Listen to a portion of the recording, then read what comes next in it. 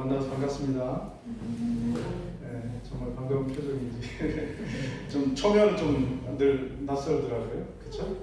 예. 그렇지만 주 안에서 우리가 하나님의 백성이 되고 자녀된 한 형제고 자녀된 것이기 때문에 이렇게 반가운 것입니다. 또 천국에서 늘 하우스메이트로 같이 살아가실 분들이잖아요.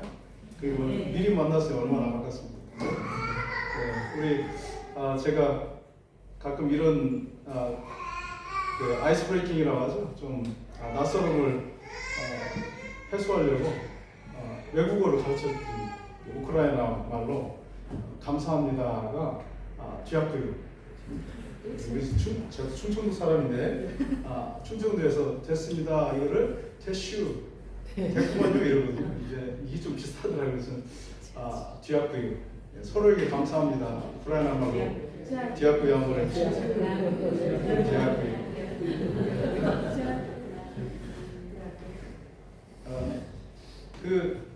뭐 이제 우크라이나 러시아 전쟁이 일어났어요. 전쟁이 일어나기 전까지는 우크라이나에서 공용어가 우크라이나와 러시아였습니다. 그래서 그 두 가지 언어를 같이 썼는데 우리 수도 키이우에서도 사실 러시아어가 한 80% 이상 썼던 것 같아요. 그렇죠? 더 되면 더 되지 덜 되지는 않습니다. 러시아어가 도시 언어였고 중심 언어로 자리 잡고 있었어요. 근데 전쟁이 터지면서 러시아에 대한 어떤 그 아픔이 생겼잖아요. 눈물이 생기고 가정이 깨지고 남편이 죽고 자녀가 전장에서 숨지는 사건들이 벌어졌습니다. 4,200~300만 명의 인구 중에 1,000만 명 이상이 유럽으로 피난을 나갔습니다.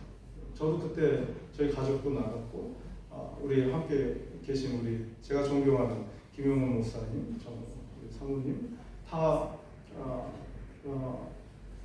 우리가 보냄받았던 우크라이나 땅을 떠나야만 했습니다. 러시아 푸틴이 미운 것인데 어떻게 보면 근데 그들이 쓰는 언어까지 미워하게 되는 거예요. 그러다 보니까 저희가 러시아어로 사역을 해왔는데 지금은 주일날 설교 시간에 러시아를 거의 쓰지 않습니다. 우크라이나어를 해야 되는 그런 상황이 됐어요. 저희는 제가 우크라이나에 온 지 20년, 딱 20년 됐어요. 그런데 이제 와서 우크라이나를 공부하고 있습니다. 죄송합니다. 뒤앞구요? 네, 감사합니다. 러시아어로는 감사합니다가 스파시바. 그런 분은 좀 약간 다른 생각을 하시는 거예요. 욕 같다고. 스파시바. 이거를 강세를 줘야 돼요. 스파시바. 네. 한번 해보시겠습니다. 옆에 분들하고. 네. 혼자 계신 형제님 스파시바. 감사합니다. 오늘 말씀 중에 감사에 대한 이야기도 나올 텐데 우리 입술에서 감사합니다, 스파시바, 감사합니다, 지아프유 이 말이 좀 많이 나왔으면 좋겠습니다. 우크라이나에 대한 얘기를 조금 할게요. 우크라이나는 저도 몰랐습니다. 우크라이나 가기 전에 저는 카자흐스탄에서 사역하는 사람인데 우크라이나로 갔더니 우크라이나라고 하는 나라 이름이 땅끝이더라고요. 오늘 제목에 땅끝이 들어가는데 그 땅끝이 왜 땅끝인가 했더니 크라이가 변방, 엣지, 끝 이런 뜻입니다. 그래서 우가 이제 소유격에 붙어 있고요. 그 마지막 아나 야나 이크라트코에는 여성명사 이 붙는 부구가. 근데 우크라이나 그러면 땅끝, 변방의 나라. 이제 구소련 지역에서도 가장 농사짓고 촌뜨기의 나라 저 끝에 붙어 있어요. 유럽의 땅덩어리에서 봐도 이제 여기서 보면은 맨 끝입니다. 우크라이나가. 근데 제가 이번에 처음 왔거든요. 스페인을 처음 왔는데 사실은 오고 싶었어요. 언젠간 가보겠지? 막연한 그런 기대감만 가지고 있었는데 하나님이 또 올 기회를 주시더라고요. 포르투갈에서 이번 주에 미션 유럽 세미나를 했습니다. 그래서 아내가 소원하던 것이 20주년 때, 결혼 20주년 때 스페인 가고 싶다고 했어요. 근데 하나님 보너스로 포르투갈도 보여주시고 스페인도 보여주시고 할렐루야. 저는 너무 좋습니다. 물론 오는 길이 짧지는 않았어요. 비행기 미나케가 절대 뜨지 않거든요. 그러니까 육로로 나와야 됐고 가장 가까운 거리가 폴란드 바르샤바 거기까지 자차로 나왔어요. 봉고차 타고 나오고 거기서 비행기 타고 포르투갈 리스본으로 왔습니다. 원래는 이제 차를 끌고 여기를 오려고 했는데 내비를 찍어보니까 몇 킬로요? 4,000km. 5,000km요? 4,000km로 제가 4,000km면 하루에 1,000km를 가야 되면 4일 걸리겠더라고요. 그래서 이건 안 되겠다 포기하고 비행기를 탔습니다. 감사하다는 얘기를 하는 겁니다. 하나님이 저희가 사역을 하면서 이런 곳에 올 수 있는 기회도 주시는구나 감사해서 드리는 말씀입니다. 뭐 질문으로 좀 하나 시작해 볼까? 이게 재물입니까? 예. 감사합니다. 하나님께 재물을 드려야 되는데 재물이 올라왔습니다. 살면서 여러분 애통하신 적이 있으시죠? 없습니까? 있는데 얘기 안 하시는 거죠? 저의 경우도 애통한 적이 있습니다. 근데 사실 여러분 대답 안 해서 그렇지 다 애통을 경험하실 겁니다. 뭐 우리가 흔하게 얘기하는 결혼하신 분들은 남편 때문에 애통합니다. 사랑해서 결혼했는데 이 남자 때문에 속성으로 생각하면 애통할 수 있어요. 애통하죠. 뭐는 막 눈물을 흘리는, 막 쥐어짜서 흘리는 그 눈물, 그런 의미가 있습니다.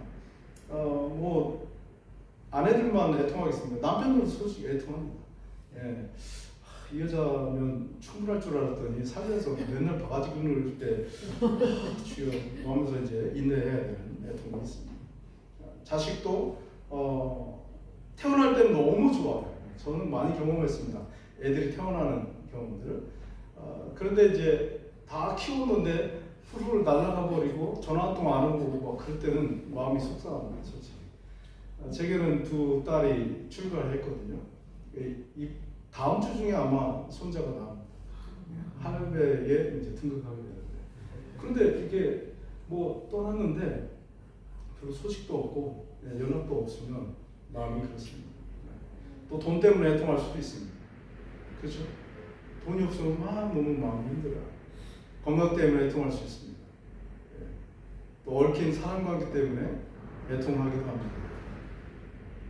이 중에 한두 가지는 다 이미 걸쳐 있을 거라고 생각이 드는데, 그런데 사실은 애통을 경험하지 않는 것보다 애통을 경험하는 것이 저에게 좋습니다. 여러분 자신에게 좋습니다. 그것은 자기 자신 내면이 더 성숙할 수 있는 기회를 얻게 되는 것이기 때문에 그렇습니다. 애통할 기회가 없다면 내면이 성숙할 기회도 사실은 잘 없습니다. 결혼하신 분들은 다 아실 겁니다. 내가 결혼하지 않았다면 사실은 내 내면을 닦일 기회도 별로 없어요. 굳이 누가 나를 그렇게 속썩이고 힘들게 하겠어요, 솔직히. 아무도 얘기 안 합니다. 제가 설교를 이렇게 하고 내려가도요, 다른 사람들은 아무 말도 안 합니다. 배우자만 오늘 설교가 어땠어? 다 평가가 들어옵니다. 그렇죠? 나는 하나님 앞에서 했지만, 그러나 또 보혜사 성령님께서 배우자 옆에서 또 하시는 말씀을 듣습니다. 남자는 그래서 두 가지, 세 가지 이야기를 잘 들으면 인생 성공한다고 하는데, 첫째는 하나님 말씀 잘 듣고, 둘째는 내비 말도 잘 들고, 셋째는 와이프 말도 잘 들어야 되고. 조금 웃으셔야 여러분의 마음이 좀 편해지죠. 하나님 말씀이 들어갈 틈이 생깁니다. 뭐 설교를 잘하나 못하나 이렇게 앉아 계시면 힘듭니다. 애통하는 사람이 그래서 복 있다고 누가 말씀합니까? 성경에서 말씀합니다. 그렇죠? 애통하는 자는 복이 있나니 저희가 위로를 받을 것입니다. 이것은 약속입니다. 애통하면 하나님께서 주시는 위로가 임한다는 것입니다. 여러분 믿습니까? 위로는 이 성령님을 보혜사라고 하고요, 헬퍼기도 하고 카운셀러라고도 하고요. 예, 우리를 편하게 만들어주세요. 컴포트하게 만들어주고요. 또 계속 만져주셔요. 예, 그게 위로하심인데 사람들은 누구나가 위로받기를 원합니다. 그렇죠? 예, 지지받기를 원하고요. 이것은 노인이나 어린아이나 상관없어요. 대통령도 위로받기를 원할 겁니다. 근데 여기 오니까 노숙자들이 이렇게 간간히 보이는데 저분들도 위로받기를 원할 것입니다. 노숙자 옆에는 꼭 강아지가 있어요. 제가 한번 어제도 봤는데 강아지 2마리나 있는데 저는 비싸서 저런 강아지 살 수도 없는 너무 귀한 강아지가 2마리나 껴안고 있고, 이게 사람들로부터 위로받지 못하니까 강아지로부터라도 위로받고 싶은 마음이 있어서 그러지 않을까라는 생각을 해봤습니다. 그만큼 우리의 사람 내면은 연약함이 있습니다. 연약한 존재들이라는 것이죠. 살면서 피치 못하게 받는 상처와 고통이 그 누구에게나 있습니다. 그래서 우리에게는 위로가 필요한 것입니다. 사람들은 몰라줍니다. 때로는 배우자도 몰라줍니다. 자식도 몰라줍니다. 그런데 하나님은 나를 알아주십니다. 그게 얼마나 감사한지요. 그렇죠? 네. 엘리야 시대 그렇게 능력의 종 엘리야가 로뎀나무 아래에서 죽기를 기도합니다. 내가 사는 것보다 죽는 게 낫겠습니다. 하나님 내 생명을 거둬가 주세요. 차라리. 그것은 엘리야의 탄식이었습니다. 엘리야의 애통이었습니다. 그때 하나님께서는 엘리야에게 주의 사자를 보내서 까마귀를 보내서 먹을 것을 주시고 엘리야에게 등을 다듬어 주면서 어루만져 주면서 일어나 엘리야야, 네가 갈 길이 다 끝나지 않았어. 우리의 표현으로 얘기하면 아마 그럴 것 같아요. 괜찮아. 너 좀 넘어졌어도 괜찮아. 힘을 내. 너 다시 일어나서 할 수 있어. 이렇게 엔커리지 하는 겁니다. 뭐 어때? 그럴 수도 있지. 응? 다시 하면 되지. 내가 너 도와줄게. 내가 너와 함께 할게. 이렇게 말씀하시는 분이 성령 하나님이시라는 것입니다. 그 성령 하나님이 놀랍게도 예수를 구주로 영접한 모든 하나님의 자녀들을 마음속에, 심령 속에 거주하고 계시다는 것입니다. 내주하십니다. 내 안에 들어와 계십니다. 그래서 성령이 충만하면 하나님의 사람들을 볼 때 하나님을 배우는 것 같은 그 느낌을 받습니다. 그렇죠? 야곱과 에서의 이야기를 하시잖아요. 살기 등등한 에서 형의 얼굴에서 하나님을 배우는 것 같다라는 이 고백을 할 정도면 야곱강에서 그 밤새도록 무슨 일이 있었습니까? 하나님을 만났죠. 그러니까 성령이 충만해지니까 살기로 가득 찬 형의 얼굴에서도 하나님의 얼굴을 볼 수 있게 되는 것입니다. 원수의 얼굴에서도 하나님의 얼굴을 볼 수 있다면 저와 여러분은 이미 성령이 충만하다는 증거가 아니겠습니까? 여러분 성령이 충만하십니까? 어떤 데 충만한데 어떤 데 안 그런 것 같고 그러지 않나요? 그러나 하나님은 변함없으십니다. 우리 안에 내주하시는 성령님은 늘 동일하십니다. 그래서 우리는 그분을 신실하시다라고 얘기합니다. faithful, 믿을만하시다. 그분은 변치 않으신다. 변하는 건 우리입니다. 우리 믿음이 변해요. 하나님 앞에서 변치 않는 믿음을 보이는 것이 영적인, 저는 의리라고 얘기하고 싶어요. 하나님과의 의리. 제 인생 가운데도 엘리야처럼 정말 그렇게 기도한 적이 있습니다. 주님, 나는 지금 사는 것보다 죽는 게 더 힘든 것 같습니다. 차라리 저를 죽여주시지. 차라리 저 숨을 거두어 주시지. 그때 왜 거두어 주시지 않았습니까? 라고 한 적이 있어요. 그날을 잊을 수 없는 것은 2004년 9월 13일입니다. 그날 아침에 저는 평생 잊을 수 없는 사건이 일어났습니다. 아이들 둘을 학교에다 데려다 주고 돌아왔을 때 벌어진 상황은 교회한테 들어와서 홀로 있는 아내를 살해했습니다. 그 일이 카자흐스탄에서 일어났었어요. 그리고 문을 여는 순간에 그 안에서 아내를 배우자를 두개골로 함몰시켰던 그 쇠파이프가 제 머리 왼편에 날아갔어요. 저는 죽음의 그림자를 보았습니다. 처음 봤어요. 그냥 두려움, 공포가 아니고 죽음의 그림자가 실제로 있다는 것을 그때 봤어요. 그리고 하나님께서 저는 그 순간 저만 살려주시고 이 사람은 천국으로 떠났습니다. 저는 한국으로 돌아와서 하나님 왜 그러셨어요? 하면서 늘 물었어요. 울고 있는 저에게 어느 날 팔보 다큐를 찍으시는 김우현 감독님이 전화가 왔어요.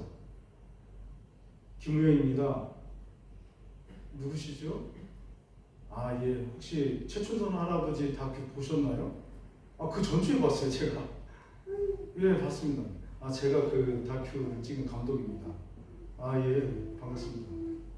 제가 대전에 내려가서 성사님 한번 만나고 싶은데 찾아갈 수 있을까요? 예, 보시죠. 그래서 만났어요. 그리고 저를 인터뷰하면서 이분이 준비하던 두 번째 애통하는 자는 복이 나니 이 영상 다큐를 완성을 했습니다. 그런데 저는 그런 것이 저에게 제 인생의 어떤 전환점이 되거나 위로가 되지는 않았어요. 제가 눈물을 흘리면서 2년 동안 쓴 글이 있습니다. 다 규장 출판사에서 제 글을 가져가서 책을 내버렸어요. 거기 책 제목은 저는 닉네임처럼 홀로 남았기 때문에 랩넌트라는 닉네임을 제가 스스로 썼어요. 남은 자. 그런데 규장 대표, 여진규 대표께서 제목은 제가 짓도록 해주세요 하더라고요. 그러세요. 일주일 기도하더니 땅끝에 남은 자라고 하는 제목을 가져왔어요. 감사합니다. 그리고 그것이 또 잘 팔렸어요.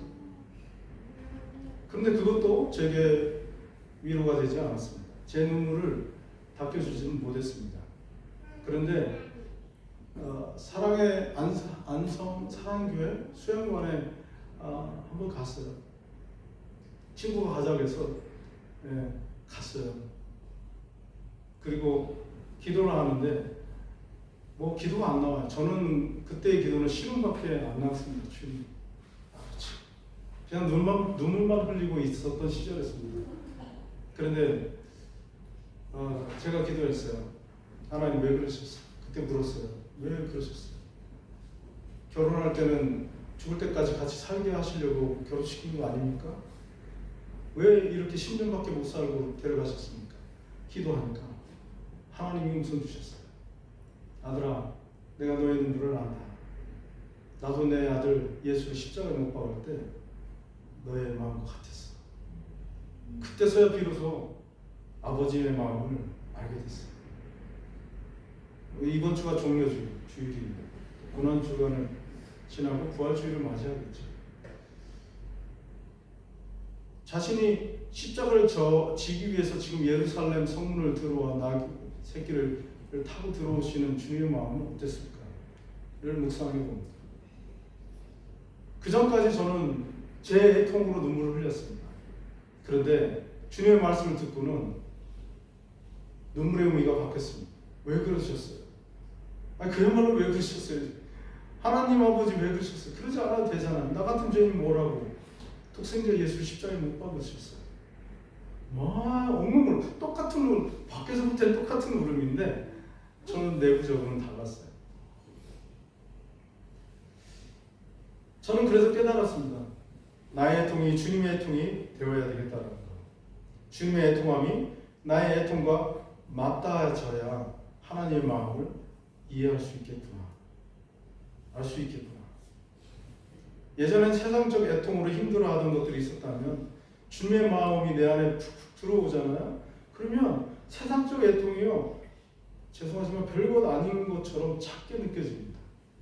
그리고 그 문제가 자기가 스스로 풀려져 나가는 것을 보게 됩니다. 여러분, 만군의 하나님, 전능하신 하나님도 애통하셨습니다.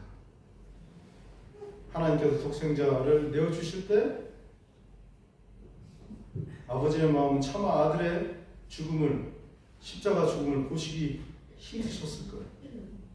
아버지의 마음이 어떻게 표현됐냐면 땅이 흔들렸어요. 바위가 터져나갔습니다. 아버지의 심장이었습니다. 성전이 비장이 위로부터 아래로 찢어졌습니다. 그것은 하나님 아버지의 가슴이 찢어진 거라고 저는 표현해요. 하나님 아버지의 눈물이 이 땅에 비가 되어서 떨어지기 시작했어요.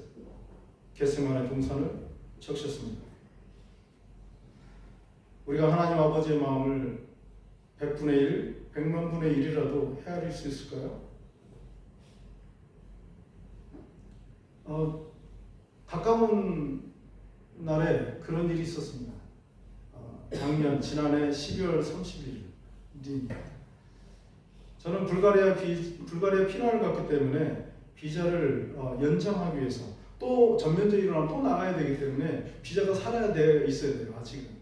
그래서 비자를 받고 있었던 그 불가리아 비자를 연장하기 위해서 아이들을 데리고 갔어요. 아이들이 불가리아 가면 거기 노천이 있거든요. 싸게. 거기를 한번 꼭 데려가 달라고 소원이었습니다.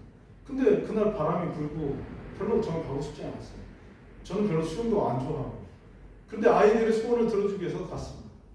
뭐 이만큼밖에 안 닿는데, 그리고 이제 튜브를 또 하나 끌고 두 아이는 키가 안 닿는 아이고 하나는 막 달랑달랑하는 아이고 그랬어요. 지금 처음부터 끝까지 늘 이제 저 막내 아이 그 위에가 이제 아이리라고 유일하게 아들 하나 있거든요. 그 아이를 데리고 다녔어요.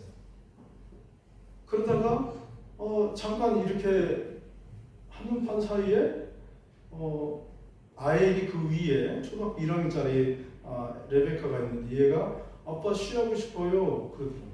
그래서 그래 쉬해야지 하고 돌아섰는데 튜브만 있고 아이리가 없는 거예요.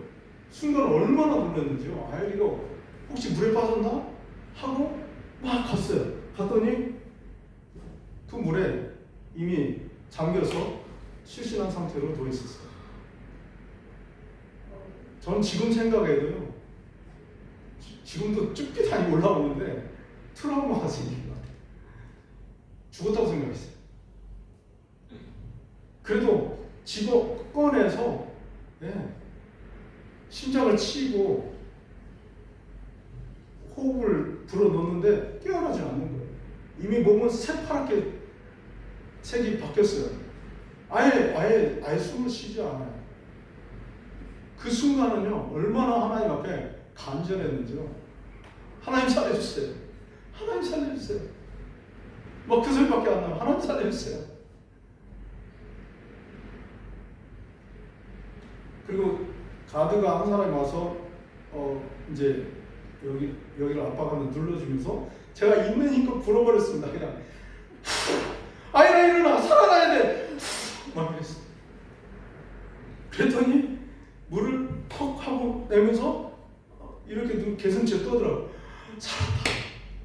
하나님 감사합니다. 하나님 감사합니다. 얼마나 감사해가 나오는지요.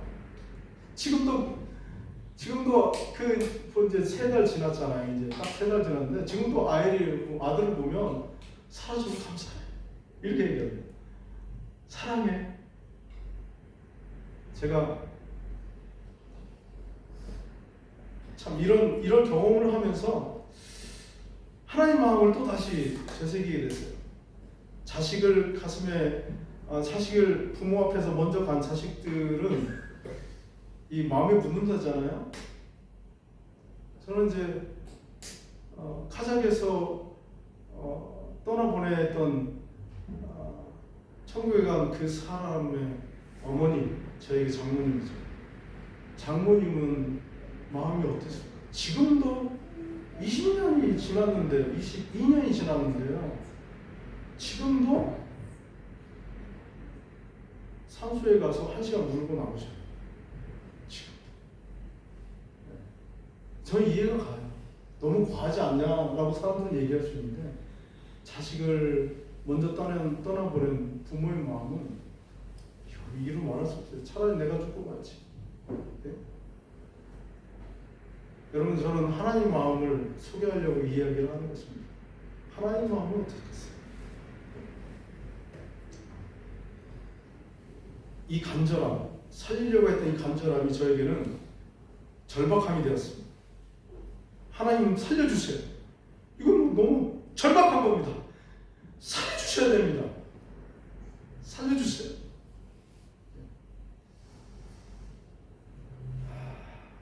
순간에는 라마의 통곡 소리가 들렸습니다. 아내의 통곡하는 소리가 제게 쟁쟁했습니다. 하나님이 감사하게 살려주셔서 얼마나 좋은지 몰라요. 여러분, 우리 신앙생활에 절박함이 있었으면 좋겠습니다. 그냥 느슨한, 그냥 평온한 이 상태도 좋은데 좀 벼랑 끝에 서 있는 절박함이 우리에게 있어야 되지 않을까요? 예? 옛날에 우리의 믿음의 선배들은 이 절박함이 있었습니다. 예? 앞으로 갈 수도 없고 뒤로 갈 수도 없고 하늘만 쳐다봐야 되는 이 절박함. 그때서 하나님이 역사하시는 순간이 일어납니다. 우리에게 인생의 벼랑 끝이 있다면 그것은 하나님 우리에게 주신 땅끝입니다. 이 벼랑 끝은 어쩌면 고통의 끝이면서도 하나님이 역사하시는 출발점이기도 합니다. 네. 그래서 벼랑 끝이 꼭 나쁜 게 아니에요. 땅끝 나라 이 스페인에 오신 여러분, 내가 어쩌다 여기 온 게 아니에요. 하나님의 놀라운 섭리가 있습니다. 할렐루야. 네. 저는 배우자를 카자흐스탄에 피를 뿌린 이 나라이기 때문에 하나님, 나는 그 나라 가서 피값을 거둬야겠습니다. 나는 그럴 자격이 있습니다. 주님의 피값도 걷고요, 아내의 피값도 거둘게요. 하나님의 은혜로 여기 지금 앉아있는 아내를 그 후 2년 후에 만났어요. 포항시립연극단 상인배우로 연극, 자기 좋아하는 연극 열심히 하면서 잘 나갈 때 하필이면 그때 저를 만난 거예요. 네? 딸 둘 딸린 이 호레비한테 그때 제 나이가 40이었거든요. 근데 저 사람이 제가 뭐가 좋아서 저한테 오겠어요, 처자가. 네? 근데 하나님이 말씀하셨어요. 무리로 걸어올 수 있겠냐? 일주일에 4번의 말씀을 듣고는요, 하나도 사랑하지 않는데 하나님이 보내시면 그 순교의 자리에 제가 가겠습니다 하고 결혼한 거예요. 할렐루야. 저는 너무 놀랐습니다. 저는 너무 감사해요. 땡큐. 우리 장모님 지금도 안 믿으시는데요. 장모님 같은 경우는 말 안 하고 계시면은, 아니 말해도요, 정말로 신앙 좋은 권사님 같으세요. 근데 예수님 안 믿으세요. 그러니 이런 사람하고 결혼한다고 하니까 난리가 난 거죠. 예. 직장도 못 가게 하고 강금해놓고. 예, 그랬어요. 아내가 눈물을 젖은 편지를 더 부모님 전상서를 썼다고 얘기하더라고요. 눈물 뚝뚝 흘려가면서. 그때 하나님이 장모님한테 생각나게 하신 게 한 가지 있대요. 연초에 그랬어요. 점쟁이한테 간대요. 올해 운세 보러. 그랬더니 올해 운세 좋아, 다 잘 될 거야. 그런데 네 딸 중에 결혼할 운세가 하나 있네. 그 얘기 듣고는 아이고 전부 잘 못 치는구나. 남자친구도 없는데 우리 딸 둘이 그럴 것 같아요. 근데 제 얘기를 듣더니 이게 네 팔자인가 보다 하면서 허락을 했대요. 그래서 저는 그때 알았어요. 하나님 점쟁이도 쓰시는구나. 그렇다고 여러분이 점 치러 갈 필요는 없습니다. 네, 그렇죠? 네. 예수님께서 잡히시기 전날 밤 겟세마네에서 흘리셨던 주님의 그 눈물은 십자가가 두려워서 흘리는 눈물이 아니었다고 저는 생각합니다. 그것은 태초부터 영원전부터 하나님과 함께 계셨는데 우리 인류의 죄값을 대신 치르기 위해서는 3만 번 사례 들어가야 되기 때문에 성부 하나님과 단절되어지는 그 순간이 너무나 예수님께는 고통스러웠던 거예요. 0.1초도 예수님은 하나님과 함께 계시지 않은 적이 없었어요. 근데 죄를 뒤집어 쓰시고 십자가에서 사망의 권세 아래 들어가는 순간은 하나님과 단절하는 순간입니다.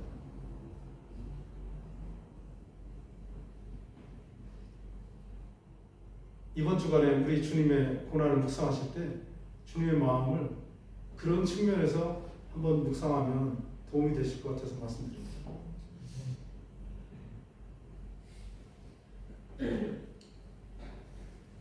여러분, 우리가 망할 때 어쩌면 참 이거는 이해가 안 갑니다.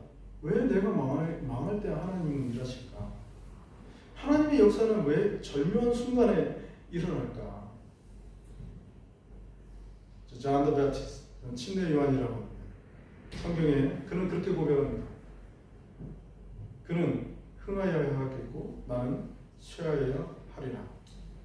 쉽게 말해서 나는 망하여야 되고 우리 주님은 흥해야 됩니다. 잘 돼야 됩니다. 그래서 내게 있는 어떤 영광도 내 것이 아니라 하나님께 올려져야 된다는 것을 이야기하고 있습니다. 저는 한동안 그런 모토를 가지고 있었어요. 나는 순종하고 주님은 역사하십니다. 내가 순종할 때 주님이 역사하신다는 얘기예요. 내가 불순종하면 주님이 역사하지 않았어요. 결혼도 아내 입장에서 보면 저는 너무나 감사한데 순종해서 왔잖아요. 심지어는 저희 집에 그 자동차 이름이 순종이라고 썼어요. 순종해야 된다. 결혼도 순종해서 했어요. 사랑해서 하지만 순종함으로 합니다. 자식도 순종함으로 낳는 거예요. 내 계획으로 뭐 나는 하나만 낳을래, 나는 둘만 요즘 시대에 무슨 애를 낳았는데 그냥 안 낳고 말자. 예? 뭐 캥거루족도 있다는 몽키족? 뭐라 그래요? 뭐 이거 모르시죠? 저도 잘 몰라요. 예? 딩크. 예, 맞습니다. 딩크. 예. 딩크족도 있고. 그런데 하나님께 순종하면요, 말씀에 순종하면 애를 낳아야 됩니다. 예? 언제까지? 주실 때까지. 그렇죠? 저는 제가 이 말씀을 드리는 거는 그 말씀을 실천했기 때문에 드리는 말씀입니다. 제가 5명인가요? 이제 5가지 낳고 수술하려고 아내한테 전화했어요. 오늘 나 수술하러 가려고 했더니 아내가 생명이 주관자 하나님이신데 당신 응답 받았어요? 이러더라고요. 그래서 아니 하나님도 일하시지 이만큼 낳았으면 충분하지 않아요. 근데 전화를 끊고 나면 여기서 지금 내가 수술하면 평생 내가 욕을 얻어먹을 것 같아서 수술 못했습니다. 그 뒤로 계속 났어요. 그래서 몇 년생이지? 2022년 아니야 23 올해 만 3살 됩니다. 전쟁 중에 나왔어요. 그래서 제가 10번째입니다. 그래서 제가 하나님 주신 제게 굉장히 감동이 있었어요. 뭐냐면 네 이제부터 너 아브라함이라고 네 이름 써라. 어떻게 감히 아브라함 이름 씁니까? 아브라함은 열국의 아비잖아. 너는 10명의 아비가 됐으니 아브라함 써. 그래서 제 카톡에도 아브라함이라고 딱 쳐놓고 저희 교회가 에클레시아 교회입니다. 에클레시아 교회가 전쟁 중에 태어났어요. 2년 반 동안 그 불가리아에 가서 피난 생활하다가 아이들도 그렇고 저도 그렇고 너무나 다시 돌아오고 싶었어요. 근데 감사하게 대한민국 외교부에서 장기 거주자들에게 신청하면 거주할 수 있다고 해서 저희가 다시 들어갔어요. 재작년 8월달에. 그래서 지금 우크라이나에 살고 있는데 그 전쟁 중에 에클레시아 교회가 태어났어요. 그때에 저 아이 태어났습니다. 너무나 감사해요. 이게 벼랑 끝이고 이게 고난의 한가운데 있는데 마치 태풍의 한가운데 있는 것 같은데 하나님이요. 이제 아내는 그랬어요. 응답받지 않으면 나는 우크라이나 못 돌아가. 왜 어떻게 이런 아이들을 데리고 다 들어간단 말이야. 사실 그렇잖아요. 드론이요 하루에 뭐 며칠 전에 1000개가 떨어졌어요.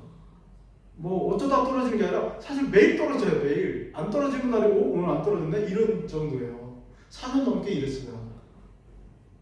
저희 동네 키이우 외곽에 있는 우리 마카리브라는 동네예요. 그 옆에 이름이 있고 그 옆에 부차가 있어요.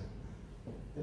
러시아 군인들이 여기를 탱크를 들고 들어왔어요. 저희 동네도 한 달 동안 점령지입니다. 러시아 군인들이 저희 집에서 지휘본부로 사용했어요. 네. 저희 옆집 피난 안 가서 그 이웃 세르게 아저씨 돌아가셨어요. 총 맞아서. 네. 저희 동네 몇 개 없는 커피숍 또 무슨 음식점 다 불태워버렸어요. 이거 뭐 말도 못합니다. 출산병원 하나 있는데 거기다도 대포 맞은 흔적이 지금도 있어요. 안 고쳐지고. 처음에 돌아왔을 때는 동네를 걷는데 이게 해골 바가지 해가지고 이거 있잖아요. 들어가지고 출입금지. 왜냐면 지뢰가 아직 걷어지지 않아서 여기 못 들어간다는 거예요. 아니 그런 상황인데 어떻게 가냐는 거예요. 그래서 제가 자기는 하나님 음성 들어야 응답받고 갈 수 있다. 그래서 재작년 6월 달에 와 봤어요. 애들 방학 때. 그리고 기도하더니 하나님께서 말씀을 주셨어요. 주의 의 계신 곳에 자유로움이 있니라. 할렐루야. 전쟁의 한복판에 있는데 너무 하나님이 평안한 마음을 주신 거예요. 그래서 주님이 보내신 이곳에 있어야 되는 게 맞구나. 응답받고 동의하고 우리 가족이 다시 돌아오게 된 거예요. 네. 여러분께서 기도해 주실 때 우크라이나가 전쟁이 좀 속히 끝날 수 있도록 기도해 주세요. 예. 분명히 하나님 메시지가 있습니다. 전쟁을 하나님이 허락을 하셨죠. 전쟁을 일으키지는 않으셨어요. 하나님 허락하신 거지. 그죠? 네. 요백의 고난을 주신 분은 하나님이 아니고 그냥 허락한 거예요. 네. 그러나 거기에 고통에는 뜻이 있잖아요. 우크라이나의 전쟁 가운데는 하나님이 우크라이나 백성을 향하신 뜻이 있어요. 그리고 고난당하고 있는 우리 이웃 국가, 이웃 형제, 이웃을 바라보는 우리들에게도 주시는 메시지가 있어요. 분명히. 그것을 헤아리는 것이 지금 우리에게 꼭 필요한 부분입니다. 순종이 제사보다 낫습니다. 아멘. 하나님은 순종하는 자들을 기뻐하십니다.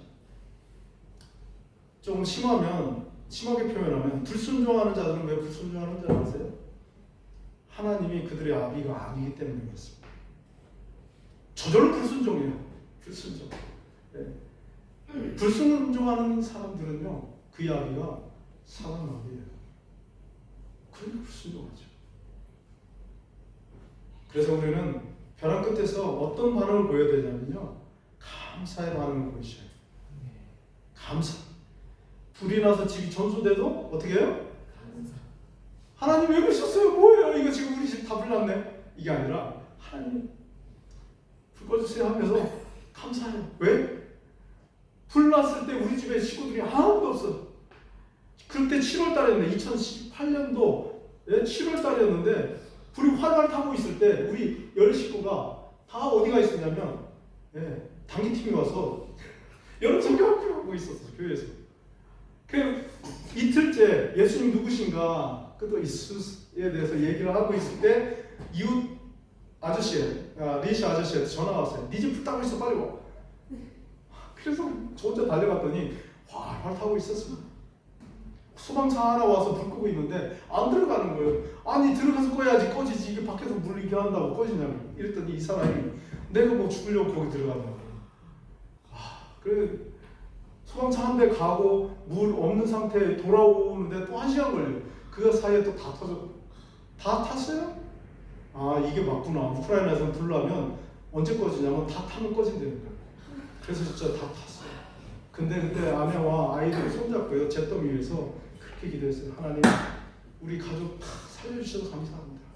심지어는 우리 개 천둥이 그 바깥에 있는 애 개까지 살았어요. 개 때문에 막 이 불 끄는 게 너무 힘들었대요. 개가 얼마나 큰지요. 그것 때문에 어쨌거나 개도 살았습니다. 하나님 감사합니다. 감사했더니 하나님께서 다시 우리에게 궁유를 베풀어 주셨어요. 야, 저 한재 선교사 집 불났대, 다 타먹었대. 어떤 분은 그런 얘기를 해요. 야, 여기가 사역자 아닌가 봐. 옮기라는 하나님 뜻이 아닐까요? 뭐 이런 얘기도 하고 뭐 하지만, 근데 그런 것은 제게 위로도 되지 않았고, 동감도 되지 않았어요. 하나님이 하시려고 하는 일이 있는 것 같다 생각했어요. 근데 그때부터 뭐 이렇게 누가 뭐 헌금 보내주시고 막 그래요. 불쌍하니까. 그런 헌금 가지고 제가 뭐 했냐면 교회 집단 많았거든요 그때. 그래서 교회 우리 보리스필에 있는 로버스 교회인데 로버스 교회 건축을 그 돈 가지고 다 끝냈어요. 거기 들어간 돈도 한 3만 불 들어갈 거예요.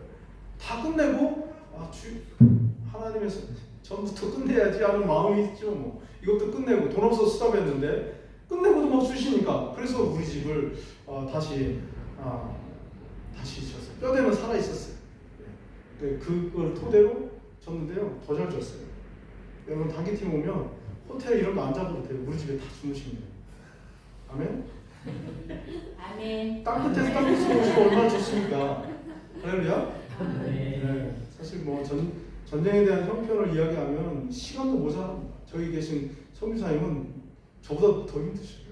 저희 동쪽에 적바로자 그쪽은 땅까지 빼앗기고, 우리 목사님 교회 또 신학교 그 모든 삶의 터전을 다 놓고 나오셔야만 됐어요. 하나님이 이 땅을 흔드시고 전쟁을 통해서 지경을 흔드실 때는 하나님의 마음이 하나님의 뜻이 있으리라고 믿습니다. 근데 실제로 지금 정교의 나라 우크라이나가요 이 전쟁으로 인해서 전쟁 전과 후가 어떻게 지금 바뀌고 있냐면 사람들의 마음이 가난해진 건 확실해요. 이전에는 우리는 개신교들은 다 프로테스탄트는 이단이에요. 정교회 오르스독 처치에서 보면 우리는 이단입니다. 이단들. 그리고 복음이 들어가기가 쉽지 않아요. 우리는 복음 들어온 지가 2000년 전인데 니네는 겨우 뭐 200년 가지고 무슨 어디다 복음을 얘기하냐 이럴 정도예요. 그런데 전쟁이 일어나고 나니까 러시아 정교회들은 문 다 닫고 피난민을 한 사람도 받지 않았어요. 위에서 지령이 내렸으니까 모스크바에서. 그런데 피난 온 사람들을 먹여주고 또 잠잘 수 있는 식량을 대주고 했던 단체들은요 다 우리 개신교회가 있어요.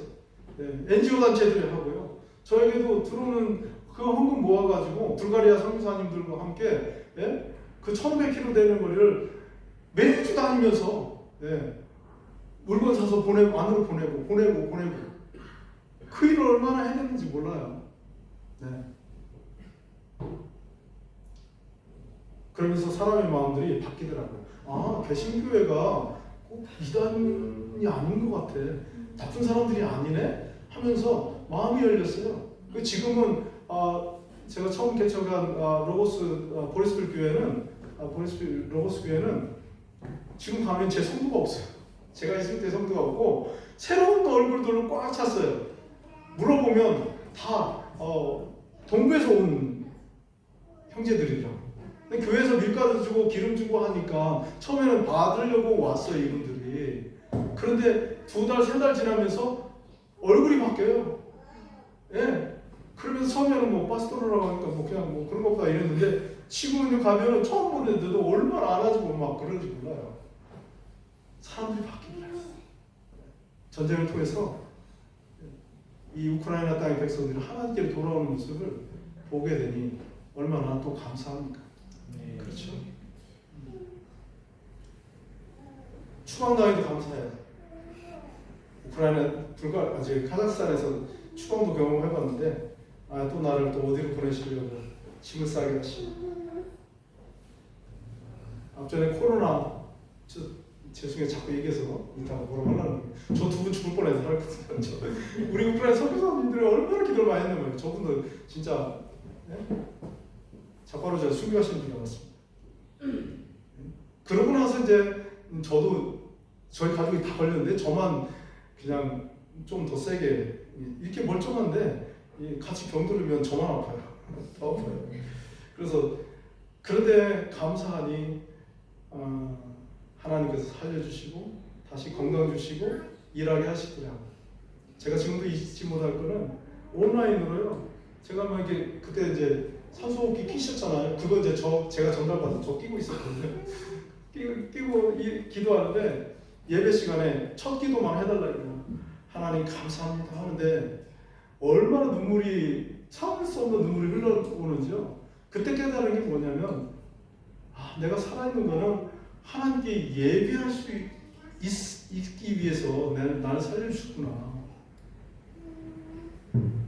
별로 이렇게 공감이 안 가시는 것 같은데 저는 정말 그랬어요. 살아있는 이유는 예배하기 위한 것이구나. 그 예배가 그렇게 절절하게 제 마음 가운데 다가왔어요. 예배는 정말 생명 가지고 드렸으면 좋겠습니다. 아멘.